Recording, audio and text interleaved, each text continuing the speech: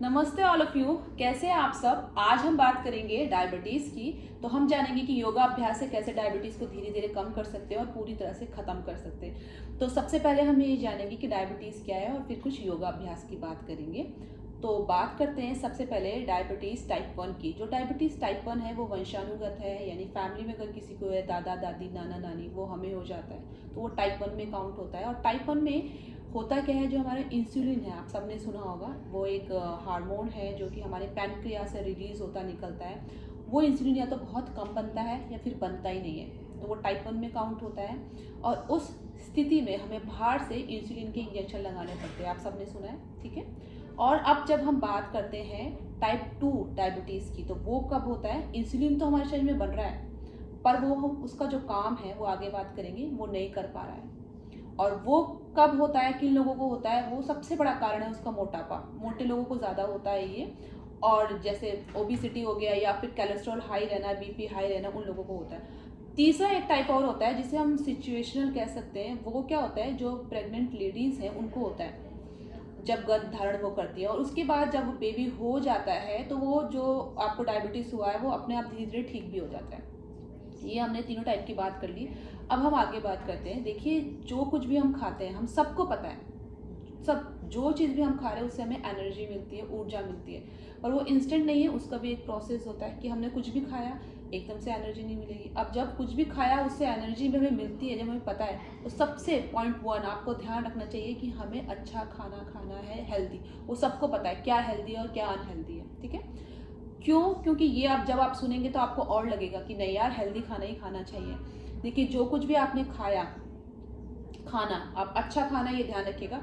वो क्या होता है, हमारे डाइजेशन होने के बाद, पचने के बाद, वो हमारे ब्लड के अंदर जाता है ग्लूकोज के फॉर्म में, ठीक है। ब्लड के अंदर जो ग्लूकोज के फॉर्म में वो गया है, वो हमारा कहलाता है ब्लड शुगर, ठीक है। अब वो ब्लड के लिए नहीं बना, वो ग्लूकोज वो बना है हमारी कोशिकाओं के लिए, हमारे सेल्स के लिए। वो जो है वो हमारे कोशिकाओं में पहुंचेगा, तब हमें ऊर्जा प्रदान करेगा, एनर्जी प्रदान करेगा। हम कोई भी काम करते हैं, चलते फिरते उठते, इवन हम सोते हैं, पलके झपकते हैं, उन सब के लिए एनर्जी चाहिए, एनर्जी का आउटपुट रहता है। अब ये एनर्जी जब नहीं मिलती है तब क्या होगा, तब आप सबको पता है कैसे वीकनेस आएगी हमारे शरीर के अंदर। तो डायबिटीज़ वाले लोगों के अंदर इसलिए ज़्यादा वीकनेस रहती है, और बाद में जाके हम उन लोगों को skin problems, heart problems, kidney problems, बहुत सारी प्रॉब्लम्स रहती है डायबिटीज़ की वजह से। तो अब हम बात कर रहे थे कि जो हमारे ब्लड के अंदर ग्लूकोज बना है और वो पहुंच नहीं रहा हमारे सेल्स तक, हमारी कोशिकाओं तक, ठीक है। क्यों नहीं पहुंचा, उसके बीच काम करता है इंसुलिन, जिसकी हमने बात करी थी। वो हार्मोन रिलीज करता है हमारी पैनक्रियाज। कम रिलीज कर रहा है, बिल्कुल नहीं रिलीज कर रहा है टाइप 1। रिलीज तो कर रहा है, इंसुलिन तो हमारे बॉडी में है, पर वो अपना काम नहीं कर रहा है। यानी इसका काम क्या है कि हमारा जो ग्लूकोज है वो कोशिकाओं तक पहुंचाने का। तो टाइप 2, ठीक है। अब हम क्या कर सकते हैं, हमें क्या करना है, हमें जो योगाभ्यास जो हम करेंगे तो हमारे जितने भी अंदर के ऑर्गन्स हैं उनको स्टिमुलेशन मिलेगा, तो हमारी पैनक्रियास अच्छे से काम करेगी। तो इंसुलिन जो है हमारा नहीं बन रहा है, बनेगा, और अगर है बना हुआ है तो वो यूज़ करेगा, अपना काम करेगा। जो वो बीच में कड़ी का काम करता है इंसुलिन, वो अपना काम प्रॉपर तरीके से कर सकता है और हम डायबिटीज़ से छुटकारा पा सकते हैं। तो अब हम बात करेंगे कि हम कौन कौन से योगा अभ्यास करें। देखिए, कोई भी एक्टिविटी आप करते हैं, एक्सरसाइज आप करते हैं, उससे इतना बेनिफिट नहीं मिलता जितना आपको योगा अभ्यास से मिलता है, ठीक है। तो योगा अभ्यास जो है हमारे अंदर के ऑर्गन्स को स्टिमुलेशन दे रहा है। तो सबसे पहले हम आसन की बात करेंगे। सबसे पहला आसन है हमारा पश्चिमोत्तानासन। तो हम इस तरह से बैठ जाएंगे, जो लॉर्ड शिवा का फेवरेट आसन है, ठीक है। इस तरह से बैठ जाएंगे आप, और दोनों हाथों को सांस भरेंगे और सांस छोड़ते हुए इस तरह से जाएंगे। अब ये कई लोगों से नहीं होगा जिनकी फ्लेक्सिबिलिटी नहीं है, जो मोटे हैं। अब यहाँ क्या कर सकते हैं आप, इस तरह से घुटनों को मोड़ लेंगे। यहाँ हमें फ्लेक्सिबिलिटी पे ध्यान नहीं देना, ये हम थेरेपी के तौर पे कर रहे हैं ताकि हम अच्छे से डायबिटीज़ को हील कर सके, ख़त्म कर सके, ठीक है। ये आप इस पे होल्ड करिए, आप एनएस को कॉन्ट्रैक्ट करिए, रिलैक्स करिए और ये होल्ड करिए। अब होल्डिंग टाइम आप बढ़ा सकते हैं धीरे धीरे। देखिए, 30 काउंट, 1 मिनट, 3 मिनट, जितना आप होल्ड करेंगे, ध्यान रखिए, उतना आपको फायदा मिलेगा। जिनसे ये भी नहीं होता है, वो लोग जो बहुत मोटे हैं, वो इस तरह से किसी तकिए को रख लीजिए, यहाँ पे सांस भरिए और सांस छोड़ते हुए जाइए, ठीक है। इतना भी नहीं होता, घुटने मोड़ के करना है, कुछ तो करिए, ठीक है। मैंने आपको सारे तरीके बता दिए। पश्चिम उत्तानासन की। अब दूसरे आसन की बात करेंगे, ट्विस्टिंग आसन जो है अर्ध मत्स्येंद्र आसन। इसमें ये देखिए उल्टे पैर का घुटना मोड़ा हमने, सीधे हाथ का ये एरिया यहाँ पे आपको प्लेस करना है और उल्टा हाथ पीछे जाएगा। ये अर्ध मत्स्येंद्र आसन, ये दोनों साइड से आपको करना है, इस साइड से फिर इस साइड से भी करना है, दूसरे पैर से भी करना है। इसमें भी आप टाइमिंग बढ़ा सकते हैं। अब ये जो मोटे लोगों से अगर ये भी नहीं होता है तो इसको करने का दूसरा तरीका, ये देखिए सीधे हाथ को उल्टे घुटने पे रखा, ठीक है, और जो यहाँ से देखिए, और जो आपका दूसरा हाथ है उल्टा हाथ है उसको पीछे ले जाइए। ये ट्विस्टिंग हो रहा है, इसमें आप बैठिए। ये भी आपको दोनों साइड से करना है। एक और तरीका जिनसे ये भी नहीं होता वो क्या कर सकते हैं, देखिए वो चेयर पे बैठ के कर सकते हैं, ठीक है। यहाँ देखिए आप चेयर पे किस तरह से बैठ के करना है। चेयर पे आप बैठे, अब आपको ट्विस्टिंग करना है। ये आपका उल्टा हाथ है, इसको पीछे ले जाइए जितना आप जा सकते हैं, जहाँ पे भी, ठीक है। उसके बाद ये सीधा हाथ जहाँ आप होल्ड कर सकते हैं, यहाँ यहाँ फिर या यहाँ, ठीक है। ट्विस्टिंग करना है आपको, यहाँ होल्डिंग करना है। और ये पैर जो है ध्यान रखिए, जैसे हम ट्विस्टिंग करते हैं ये इधर जाता है तो इसको आपको साइड में रखना है ताकि अच्छे से ज़्यादा आपको ट्विस्ट मिले इस एरिया में, ठीक है। ये दोनों तरीके से दोनों साइड से आपको करना है, ठीक है।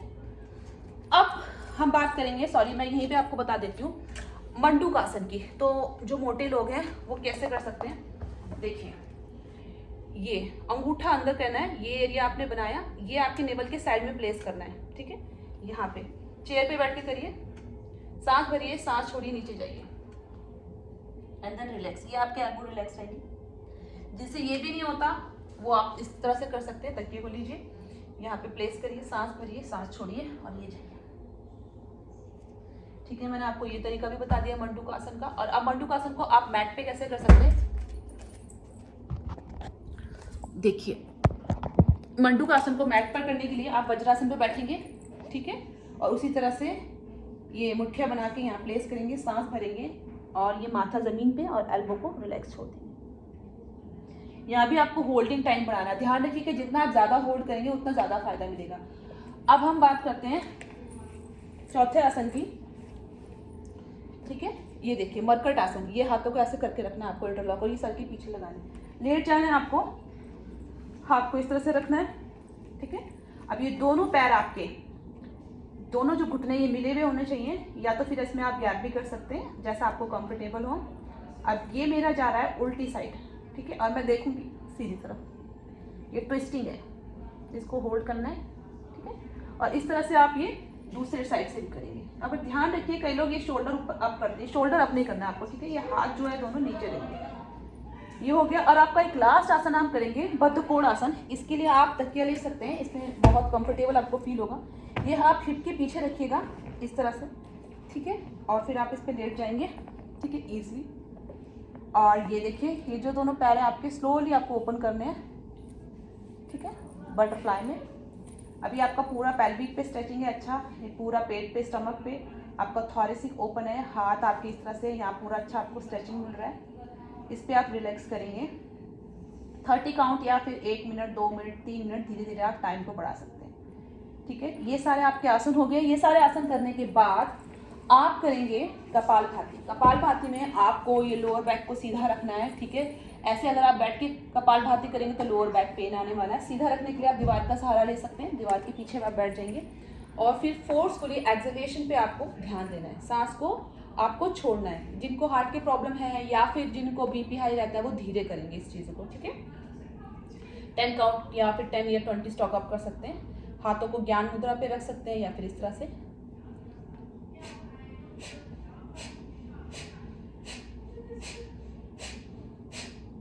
ठीक है। 10 टाइम, 10 स्टॉक, 20, 30, 50, धीरे धीरे आपको इंक्रीज करना है। ये सारे आप योगाभ्यास करिए। और देखिए अगर आप सूर्य नमस्कार करने के बाद इन अभ्यास को करते हैं तो आपको ज़्यादा फायदा मिलता है। पर अगर आपके पास सूर्य नमस्कार का टाइमिंग नहीं है तो कोई बात नहीं है, कुछ तो आप करेंगे, कुछ तो फायदा मिलेगा इन आसनों को करने के लिए। पर सच में अगर आप योगाभ्यास करेंगे और सूर्य नमस्कार करने के बाद करेंगे तो ज़्यादा फायदा है। आप सूर्य नमस्कार के लिए मेरा वीडियो देख सकते हैं या आपको आता है तो आप खुद से कर सकते हैं ताकि आपको ज़्यादा से ज़्यादा फायदा मिले। और जिनको बिल्कुल भी याद नहीं रहता है कि भाई हम भूल जाते हैं और उनको डायबिटीज़ भी ठीक करनी है तो कोई बात नहीं, अगर रात को सोते टाइम आपको याद आता है तो सोते टाइम ये 5 आसन आप कर लीजिए, कुछ तो आपको ज़रूर फायदा मिलने वाला है। जिनको ये प्रॉब्लम है आप उनको भी बताइए और खुद भी ये योगा अभ्यास करिए ताकि आप अपने डायबिटीज़ को ख़त्म कर सके पूरी तरह से। Thank you so much, love you all. फिर मिलते हैं एक नई वीडियो पे।